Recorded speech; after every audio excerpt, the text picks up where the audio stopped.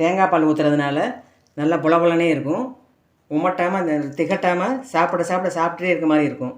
நெய் ஊற்றினா கூட கொஞ்சம் உங்களுக்கு உமட்டும்.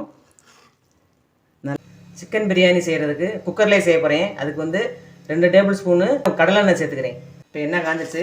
ஹோல் கரம் மசாலா சேர்த்துக்கிறேன். 2 பெரிய வெங்காயம், 2 பச்சை மிளகாய், ஒரு 2 ஸ்பூனு ஜிஞ்சர் கார்லிக் பேஸ்ட்டு போட்டுக்கிறேன். இன்னும் இந்த ஜிஞ்சர் கார்லிக் பேஸ்ட் வந்து பச்சை வாசனை போய்க்கட்டும். இப்போ வந்து 2 தக்காளி பழம் சேர்த்துக்கிறேன்.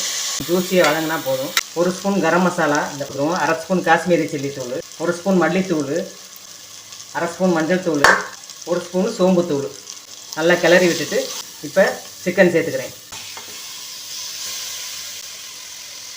இப்போ சிக்கனோடு சேர்த்து சிக்கனுக்கு தேவையான அளவு உப்பு சேர்த்துக்கிறேன். இந்த ஸ்டேஜில் இந்த மசாலாக்களோடு சேர்த்து சிக்கனை நல்லா பிரட்டி விட்டுக்குருவோம். 1 கைப்பிடி புதினா சேர்த்துக்கிறேன். 1/2 கைப்பிடி மல்லி இலைகள் சேர்த்துக்கிறேன். நல்லா கலந்துக்கிடுவோம்.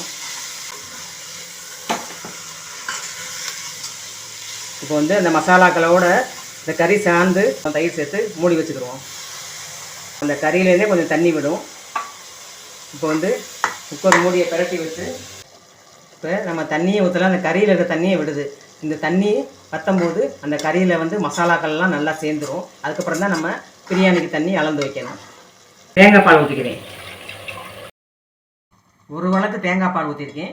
இப்போ 2 உலக்கு தண்ணி ஊற்றிக்கிறேன். பாஸ்மதி ரைஸ் வந்து 1.5 உலக்கு போட போகிறேன். 10 நிமிஷம் ஊற வச்சுருக்கேன். ரொம்பவும் ஊறிடக்கூடாது. இந்த பிரியாணி தேவையான சால்ட்டு சேர்த்துட்டு இப்போ இன்னும் கொஞ்சம் மல்லி இலைகள் சேர்த்துட்டு மூடி வச்சுருவோம். விசில் வந்ததே குறைச்சி வச்சு 5 நிமிஷத்தில் அமர்த்தணும். நல்லா பொலண்டு மணக்கிற பிரியாணி ரெடி ஆயிடுச்சு. எப்படி வந்திருக்கு பாருங்கள்.